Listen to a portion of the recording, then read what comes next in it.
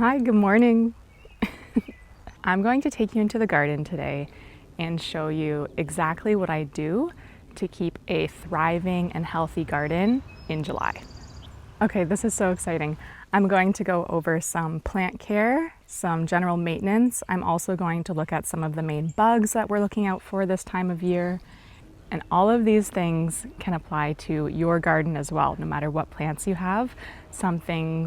A lot of the things I'm going to go over are just going to be general principles for plant health, especially in the hot, humid weather of midsummer.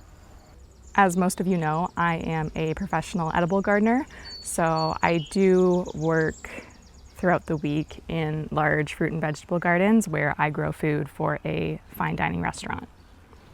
But today I am in my mother's flower and herb garden, and I'm going to show you around my father's fruit and vegetable garden, which you've seen before. And he is away for the next couple of weeks, so I'm going to look after it and make sure that everything stays really nice and healthy and is taken care of for when he returns. Okay, very exciting. So come along with me and I'll show you around the gardens. Okay, so the first thing I want to do is just go around and observe all of the plants. I'm going to take a walk around the garden, see what everything looks like, see how everything is doing. And that is really, I think, the key to being a good gardener. If you can just be observant, that's really all it takes. Because if you know what your plants look like from day to day, week to week, you'll be able to recognize when they're struggling, when they're thriving, and then start being able to diagnose, okay, what do I need to do here? So tip number one, observe your plants. Let's go. So we're gonna start by going out back to the furthest garden. Okay, welcome to the back garden. This is one of his beds. You can kind of see in the corner here, we have some black plastic. That is because he is doing what's known as solarizing the bed. So basically you cover it with black plastic and then the sunshine and the heat are going to burn up those weeds and those plants, and they're going to break down a lot faster, and those nutrients are going to go into the soil. These here are actually my dad's Roma tomatoes. So Roma tomatoes are a really good sauce tomato. If you do any canning or sauce making, typically people will do Roma tomatoes, and that is because they're not super juicy, but they have great flavor. And these are bush or determinate tomatoes. They are not indeterminate. Indeterminate tomatoes grow to an indeterminate size. So those are the ones that you want to stake up or string up. Those are the ones that like to climb. And we have some of those in the garden too. So if you're interested in how to look after your tomato plants, I will show you how to do that today as well. Now, typically you would still want to support your indeterminate tomatoes in some way. My dad doesn't, like for efficiency purposes, you can still get a really good yield and harvest off of these. The only thing is you are more likely to have your tomato plants and your tomatoes themselves, the fruit, touching the ground. And when any of your fruit is touching the ground, it is more susceptible to be eaten by bugs, to kind of rot just from the moisture and the dampness on the soil. So these tomatoes are mulched. He does have straw underneath of here. And actually that is the same reason that people put straw under their strawberries, is so that the fruit, when it is ripening, is not directly on the soil or on the ground. It's to keep it up so that it's fresher, less damp, not touching the soil. Anyways, this is really fun. Okay, so as you can see in this garden as well, there is a whole bunch of mulch. And mulch is always good for retaining moisture so that you don't have to water your plants as often. It's also good for keeping weeds down. This here is a straw mulch. So straw mulch is pretty neutral when it comes to nutrients that are added back into the soil. When it breaks down, it doesn't add a lot of nutrients into the soil. Now that can be good if your soil is too nutrient dense, if you don't need any more nutrients in your soil. For example, at work, our soil is pretty nutrient heavy. We don't want to add anything extra, so we use straw. But I do see some things that need to happen with these eggplants. And what I'm going to do doesn't only apply to eggplants. So even if you don't have eggplants, stick around. This is going to be a fun time. You are going to need a pair of scissors or shears. I have my Falco 321s here. They are one of my favorite, most used shears. I love Falco. They have a really good blade. If you want to see these, I will put a link for my Falco shears in the description below. Okay, so what I'm going to do with these eggplants is, you see these yellowing leaves down here? Well, I'm actually going to remove and cut off the leaves at the base of the plant. And this is for a few different reasons. This is to increase airflow, which is something that we really want to achieve, especially during these super hot, super humid days of midsummer. Anytime we can get more airflow to the plant, the less likely there is for disease and rot to occur, because a lot of disease really likes hot, humid environments. The other reason we are going to go ahead and prune is because pruning or cutting always encourages new growth. So you never want to prune too much of your plant. The general rule is no more than a third of a plant at one time. But anyways, I'm just gonna go in here and take off some of the lower leaves. Like this one right here, you can see, very yellow. Oh, just came right off on its own. I didn't even need to cut it. But if I come down here, I can cut off this one. And these ones down here at the base, I really don't need that. Don't need that one. Don't need this. That yellow one just comes right off. Don't need this. See this gorgeous fruit that we have here? Ah, so fun. I love these eggplants. One more. Okay, beautiful. See how much more room this plant has to breathe now? Gorgeous. Now I'm just gonna do some more. Okay, so just like I cleaned up those eggplants, I am also going to clean up the bottom leaves of my tomatoes. So I'm just gonna come in here and I'm just gonna get some of these lower leaves that we really don't need, and encourages new growth. Growth that is going to go into producing flowers and producing fruit. There's also some of that farmer's bindweed in here, which is really bad, and I'm just going to cut that anytime I see it. Yeah, I can see it's already been taking down this plant, the bindweed.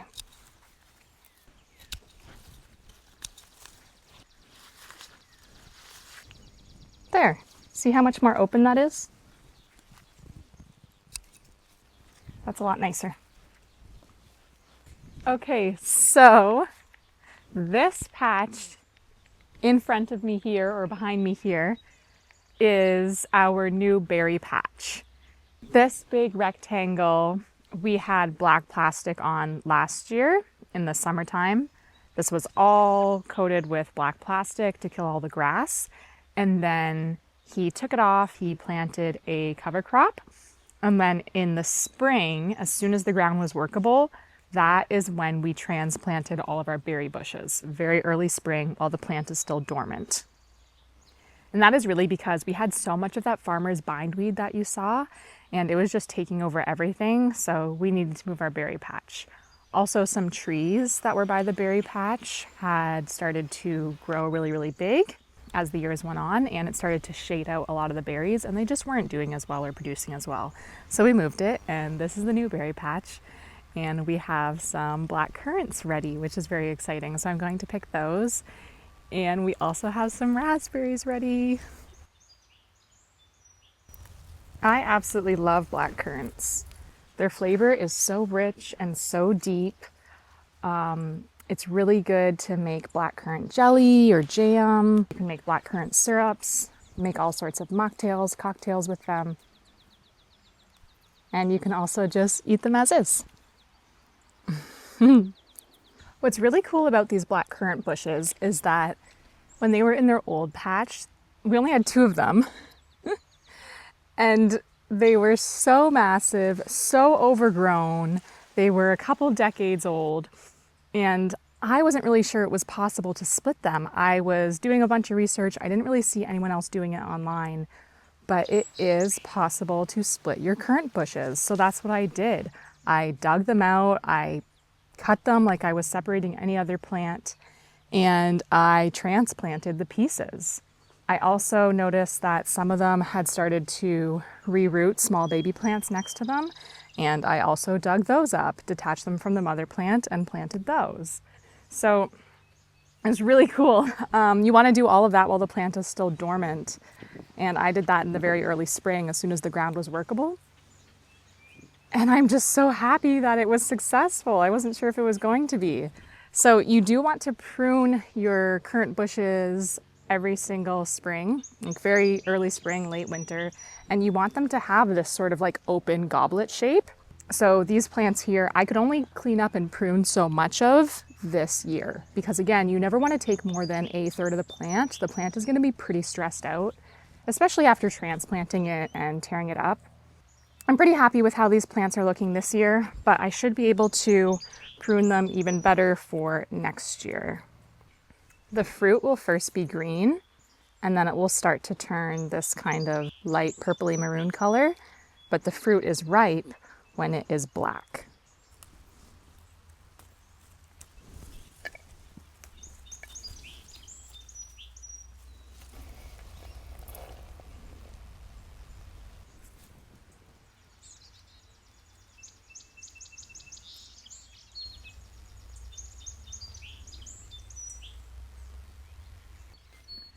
So this is our old raspberry patch, and as you can see, it is pretty overrun with weeds. There are these thistles that have already started flowering too, so that's not great.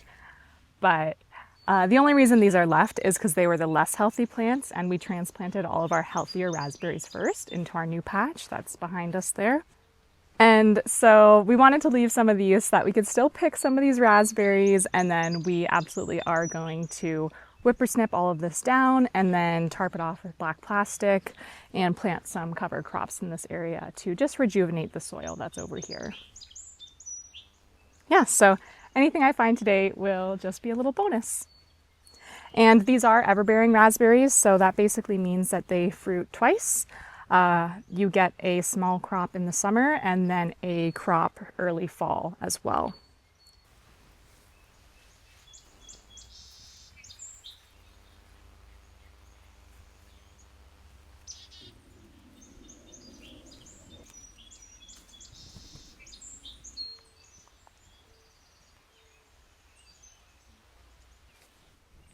Okay, so these raspberries here are super special, and that is because, let me just pull that.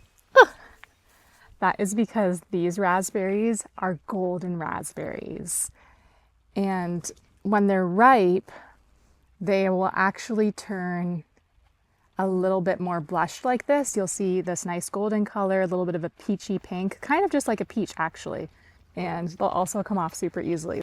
They're a super sweet variety, very fruity. So exciting.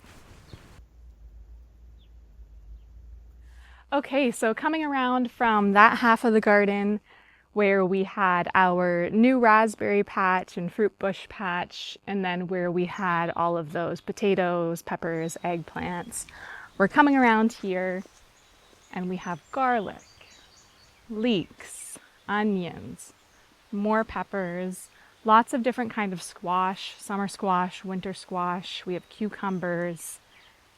And this here would be all of the peas.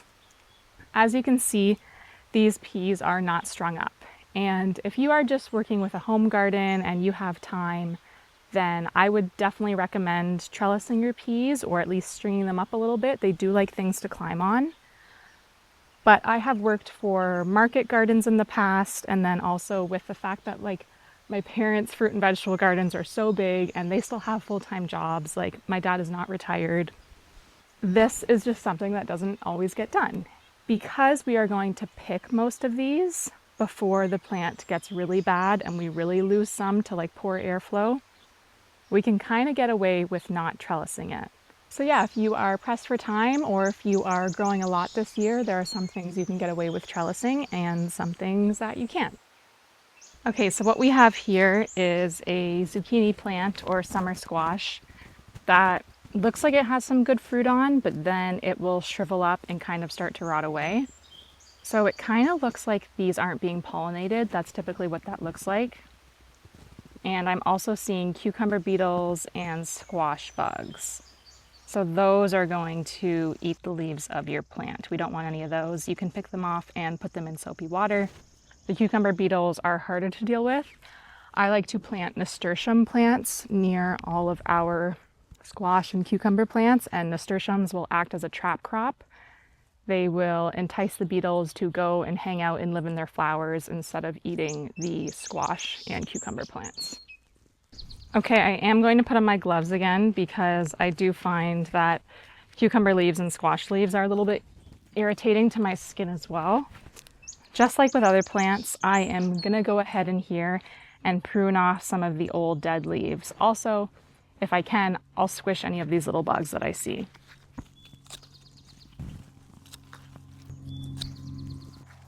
Gross.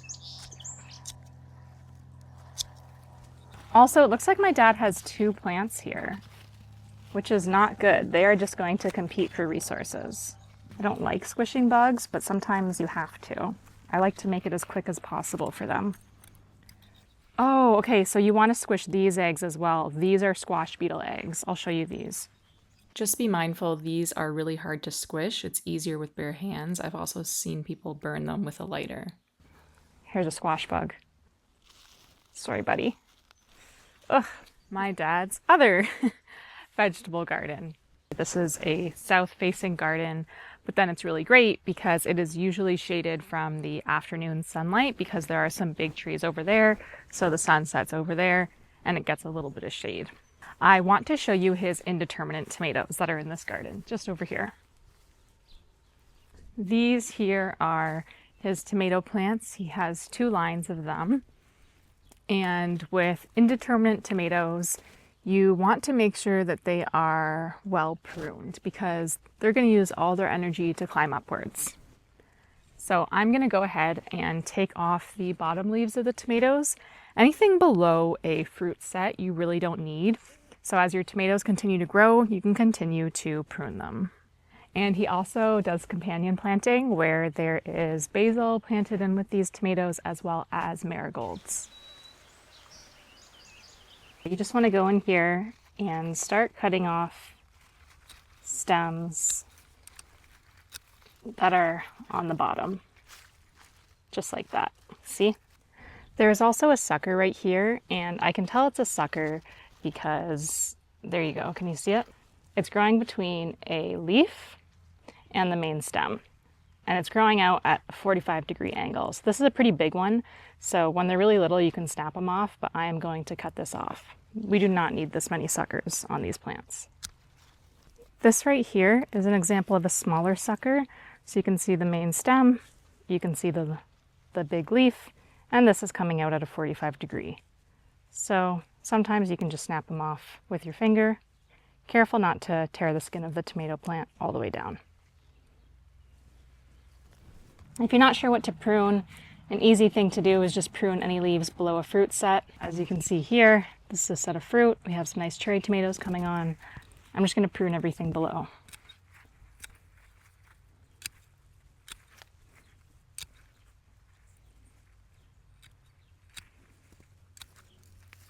There we go, see? Now you can actually see our 2 fruit sets.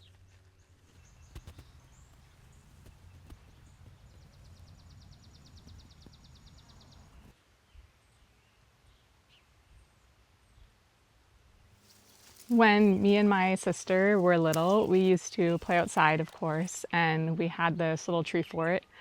I say tree fort, it was like a couple 2x4s up in a tree. Anyways, we would be playing house and be like, oh, okay, this is our home, we live out here, let's go get some food. And we would come into my dad's garden and pick things like shell peas, we would pick cherry tomatoes, snack on rhubarb, and we'd bring it over to the tree fort and be like, okay, this is all we need for dinner, yum yum. No need to go inside anymore. And these peas are still so delicious and wonderful to snack on right out of the garden.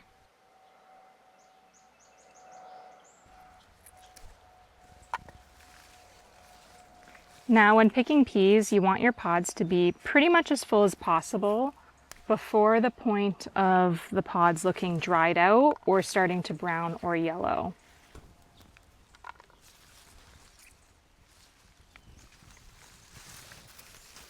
Also, the peas towards the bottom of your plant are going to be ready first. Those are the ones that have flower first, and those are the ones that will be ready to pick first. So always look near the bottom of your plant.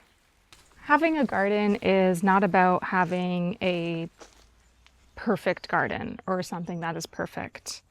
Like, there's no such thing as a perfect garden. Gardens are messy, they're complex, they're an entire ecosystem of things going on. And just like our lives, there's no perfect life, there's no perfect answer. It's just there are plants or things that we give more attention to, things that we tend to more. And then there are surprise plants that pop up. There are things that don't do very well. There are bugs, there are weeds. There's endless fruit and joy. It's just a big, beautiful, living ecosystem. And just like us, whatever we give attention to, whatever we nourish, will be more likely to grow and thrive. And then you can't do everything, you know? Some things will fall at the waistline, and that's okay. Just do what you could manage, pick what you can, enjoy the little moments, and try not to take it so serious, you know? As a gardener, I kill so many plants. There is no such thing as a perfect garden. There's no such thing as one way to garden. I'm showing you some things today that hopefully you can gain some inspiration from. Hopefully you have enjoyed coming with me and just relaxing while I go through the garden. And hopefully you've learned some things. But, you know, if you have something that works better for you or better for your environment, then by all means do it. This is just my garden and all the knowledge that I have learned. So thank you so much for coming, and I can't wait to see you in the next video. I will make sure that everything I use is linked in the description below. And remember to have a great week and keep growing your garden. Oh my God, something touched me. Oh. What the fuck is that?